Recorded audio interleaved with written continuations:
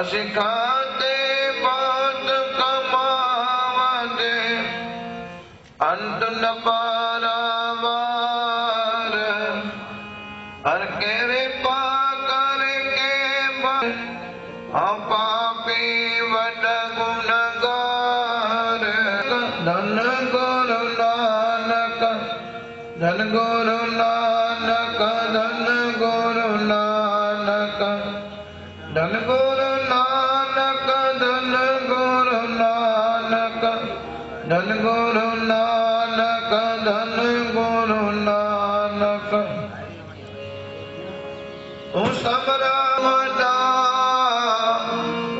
मेरी मत तोरी राम पूर्ण दृष्टि तेरी राम पाले अकित गना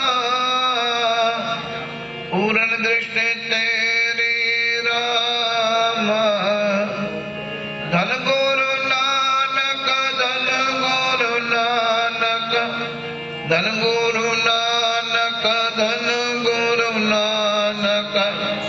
धन गुरु नानक धन गुरु नानक धन गुरु नानक धन गुरु नानक धन गुरु नानक धन गुरु नानक धन गुरु नानक धन गुरु नानक धन गुरु नानक धन गुरु नानक धन गुरु नानक धन गुरु नानक दास तुद भावे ता आणे रासे दो कर जोड़ करो रे दासे तुद भावे ता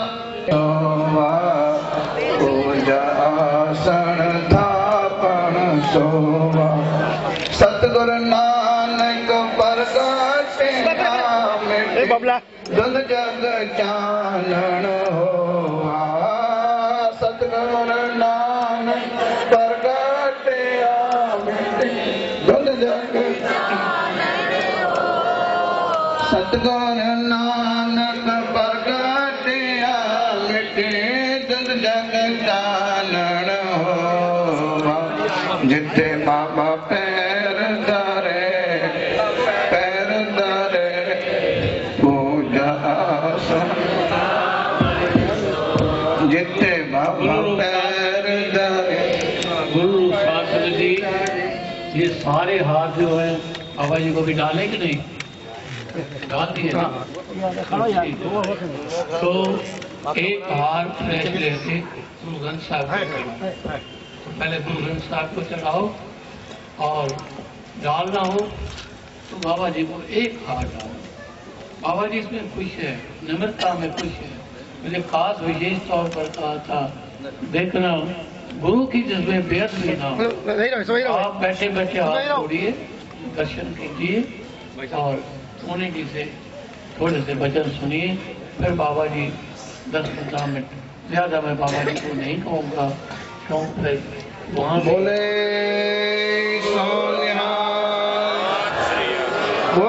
सतगुरु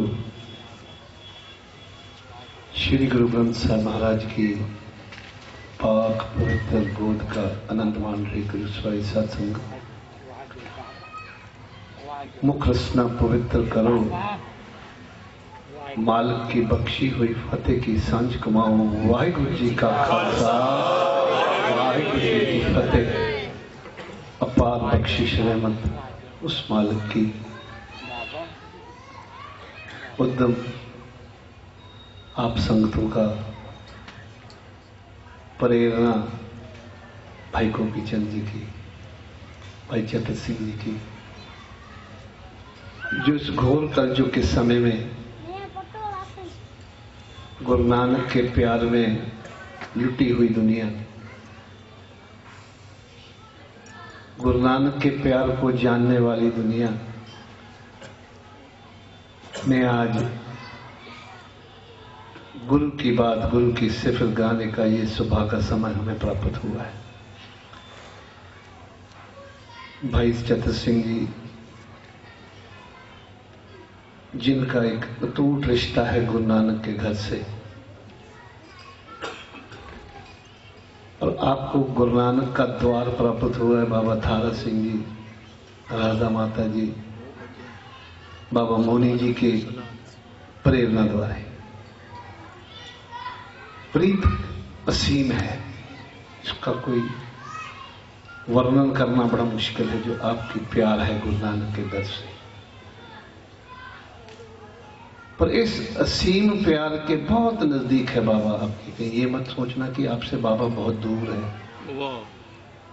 बहुत नजदीक है। पर थोड़ी सी तरतीब में अगर ये प्यार आ जाए तो मंजिल आपके घर में प्रवेश कर सकती है। जिसने शब्दों को तरतीब दी ना, वो महान कवि कहलवाया। जिसने लोहे को, ईंट पत्थर को तरतीब देकर सुंदर महल बनाए, वो महान कारीगर कहलवाया। हवा में फेंक कर ये इधर उधर की बात करके कोई कवि नहीं बन सकता।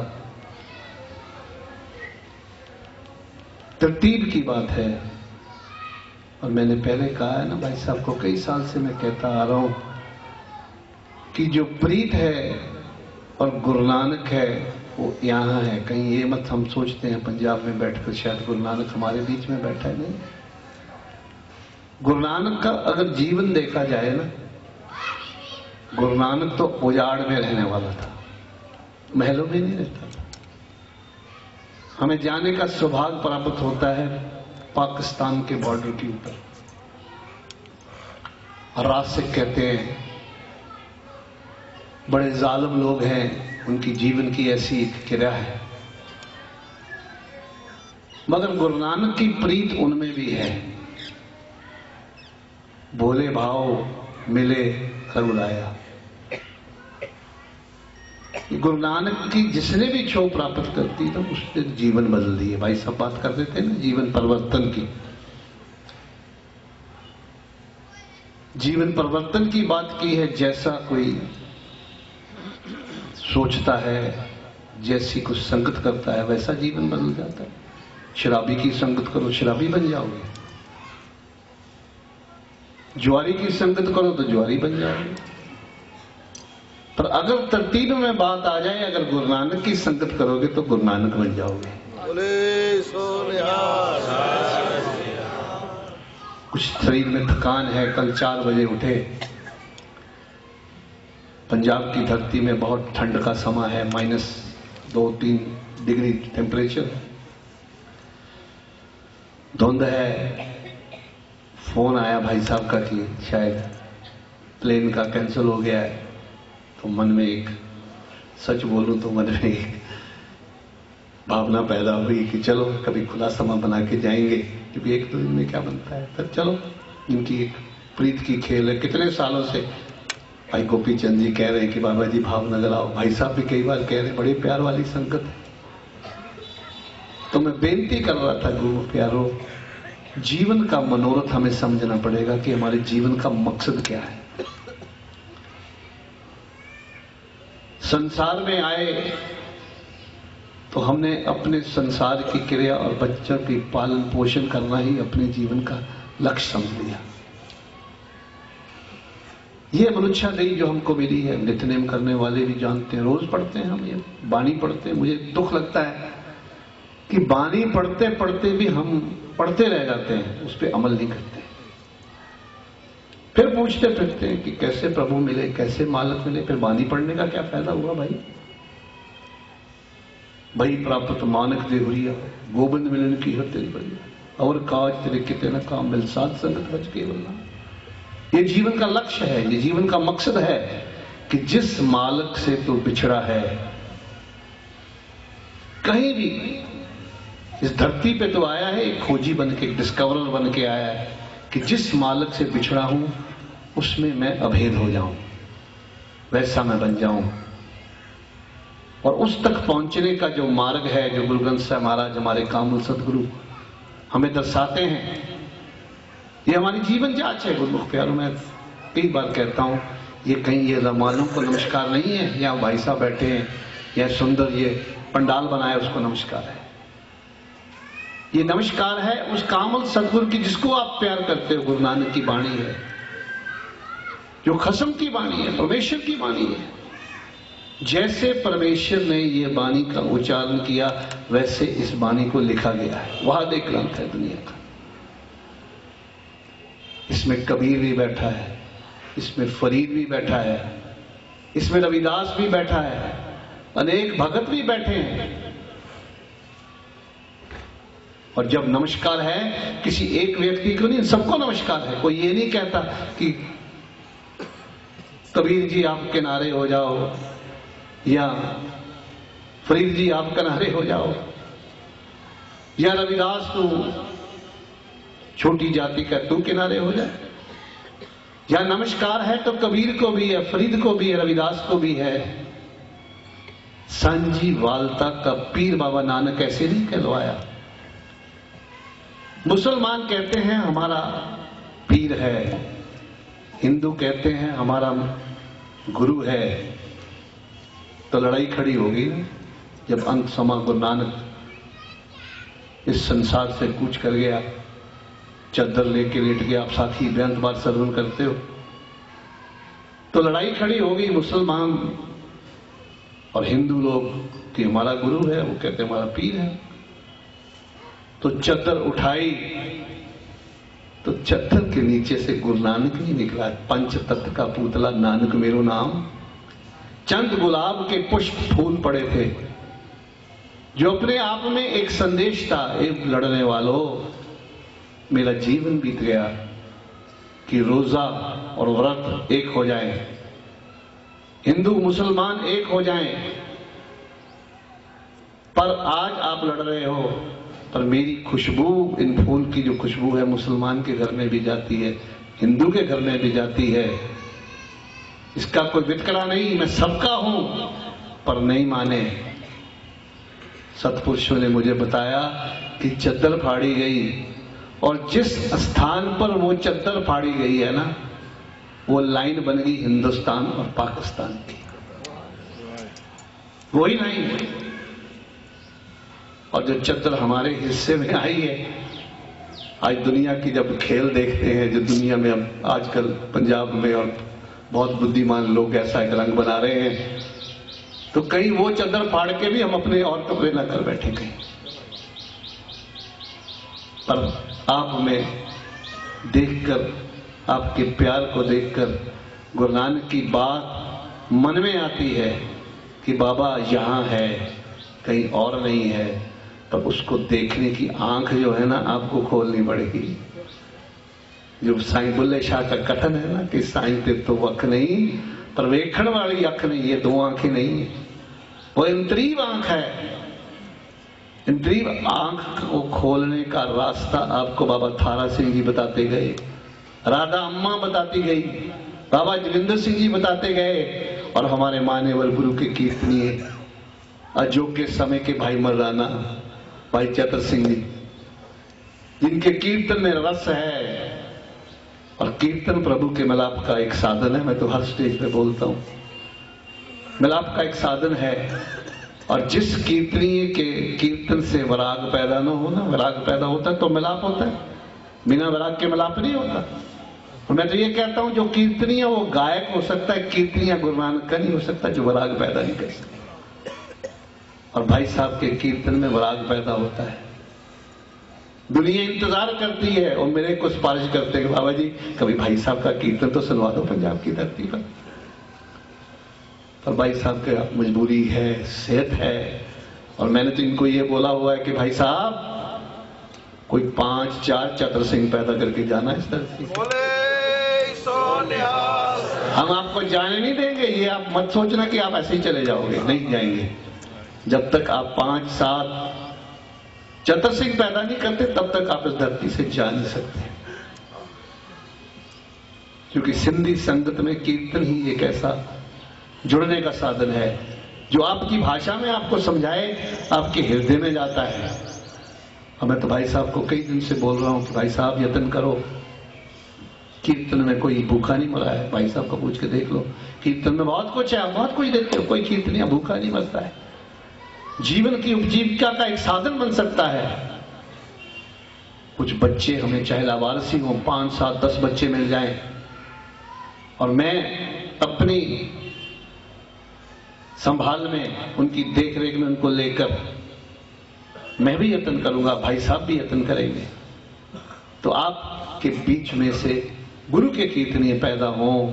और गुरु नानक आपके बहुत नजदीक है, बात लंबी ना जाए, क्योंकि भाई गोपी चंद जी के घर में एक उनका समागम है, छोटा सा उन्होंने रखा है, और मुझे कह रहे थे कि संगत को भी बेनती करो कि भाई लंगर का भी प्रबंध है, भाई साहब भी कीर्तन करेंगी, हम भी जैसे समय होगा वचन करेंगे।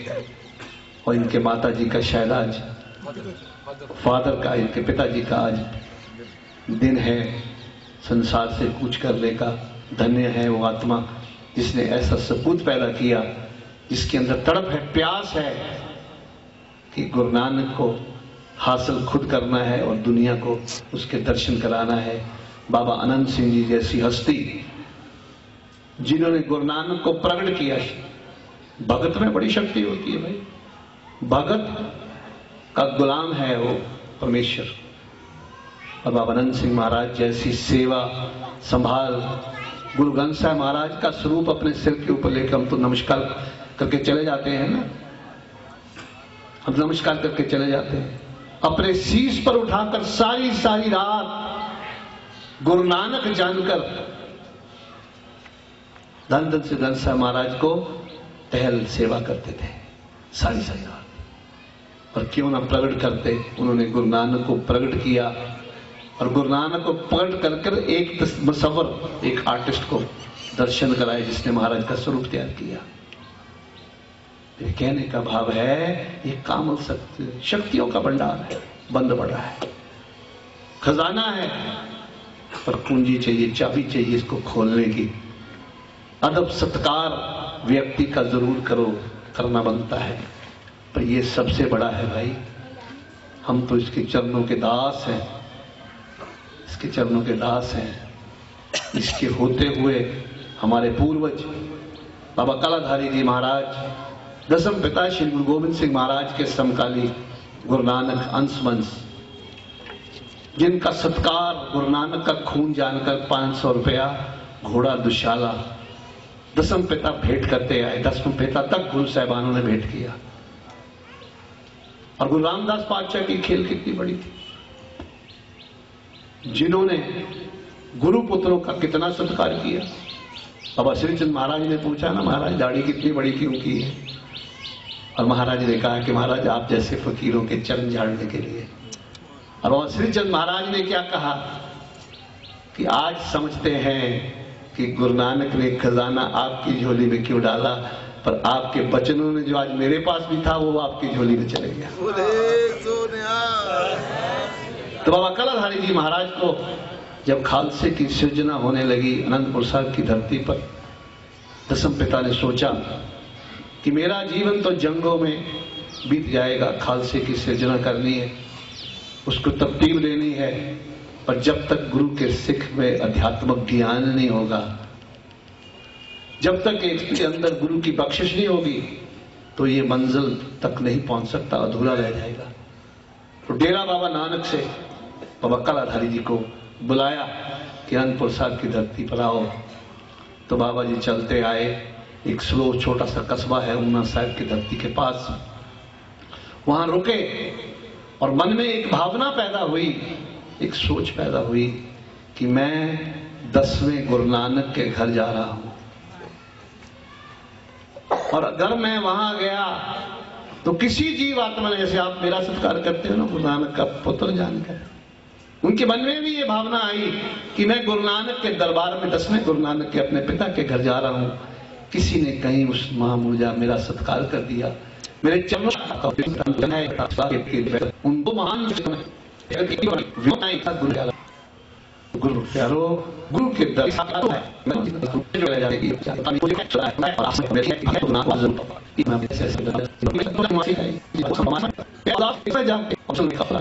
तो पत्थर मारिए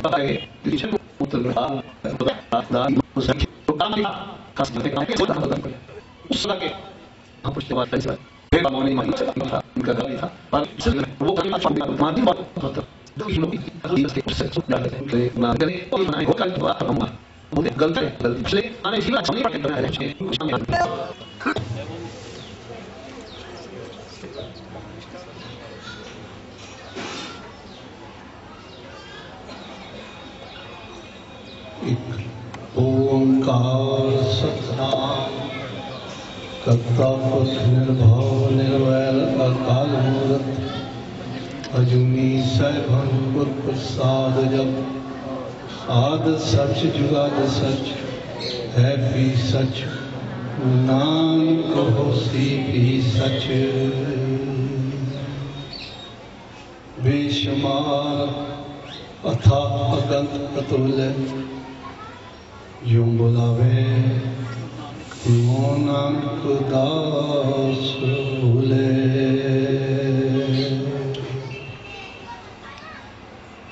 धन धन साहिब सतगुरु श्री गुरु ग्रंथ साहिब महाराज की पाक पवित्र कल्याणकारी आनंदमयी गोद का आनंद मान रही गुरु स्वामी सत्संग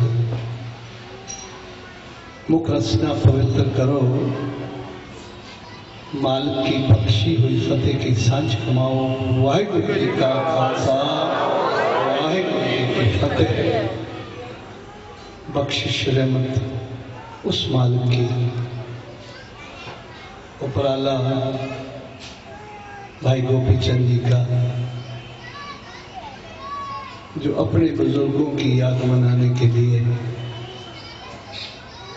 संगत के चरण अपने गृह में डलवाए हैं अते अनेक गुरु के कीर्तनीय बाबा मोनी साहब बाबा थारा सिंह जी राधा अम्मा के को सेवक साहिब हुए माता कमला जी और अनेक गुरु प्यारों को यहाँ बुलाकर आपको मालिक की सिफत सलाह गान का ये सुभागा समा हमें प्रदान हुआ है। भाई चित्र सिंह जी की रचना से आपने थोड़े से समय में बहुत कुछ हासिल किया है। जीवन कैसा है, इंसान का जीवन कैसा होना चाहिए, सिख बन जाना कोई बुरी बात नहीं है, कहीं एक बुरी बात बनाई दी गई है। सहजधारी का भी सत्कार है गुरु नानक के दर में। ऐसी बात नहीं है कि जिसके सिर पे केस नहीं है उसका सत्कार नहीं है, पर जैसा गुरु नानक है वैसा उसका उपासक होना चाहिए। गुरु नानक साहिब ने जो सहजधारी को भी प्यार किया है, हर वर्ग से प्यार किया, नफरत गुरु नानक ने किसी से भी नहीं की। पर गुरु गोविंद 10वें गुरु नानक को फर्क नहीं है। कई बार ये लोग भी कह देते हैं गुरु नानक और गुरु गोविंद में कोई फर्क है, वो तो एक ज्योत है, ट्रांजिशन है, ज्योत की ट्रांजिशन। एक गुरु अंगद में, गुरु अमरदास, गुरु रामदास चलती है, तेग बहादुर साहब, गुरु गोविंद सिंह महाराज। पर गुरु गोविंद सिंह के बाद गुरु नानक की ज्योत कहां गई? दसम पिता ने 5 पैसे नारियल माथा टेक के धन धन शिव ग्रंथ साहिब महाराज में ये गुरु नानक हमें बख्श दिया। प्रीत की खेल, आपकी प्रीत की बात हो रही थी ना सुबह से। प्रीत कैसी? प्रीत तो असीम है, इसमें सीमा नहीं है। आपकी रग रग में, कण कण में गुरु नानक का वासा है। ये प्यार है, इसीलिए है। ये जो प्यार है ये गुरु नानक है।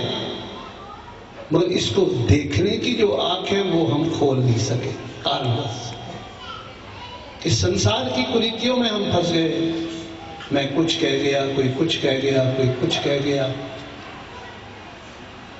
यही कारण है हम सिख से नफरत करने लगते। क्यों करते हैं नफरत भाई? कौन बुरा? भाई जतर सिंह जी बुरे हैं क्या? भाई साहब जो अभी कीर्तन कर रहे थे, मन में कितनी प्रसन्नता हुई मेरे अंदर कि सिंधी भाषा में समझाने वाला अगर प्रचारक पैदा नहीं हुआ तो आप में गुरु नानक दूर चले जाएगा। यही कारण है मैं बार बार भाई साहब से वचन करता हूं कि भाई साहब कीर्तनीय अनेक हैं, पर जैसे आपने जीवन लगाया है ऐसे जीवन। एक बाबा थारा सिंह आया, दूसरा थारा सिंह नजर नहीं आया। एक राधा अम्मा, उसके बाद कोई दूसरा नहीं आया। एक बाबा बोली, दूसरा नजर नहीं आया। क्यों नहीं नजर आया? हम इस कर्म को, इस मार्ग को शायद इसके बारे में कुछ उल्टी सोच हम मन में ले आए। जैसे एक सिख के प्रति हमारे अंदर एक सोच पैदा हो गई। ये दात जो आपने को प्राप्त हुई है, केसों की दात की बात है। बाबा साहिब सिंह के महाराज के समय की छोटी सी गाथा मुझे याद आ गई।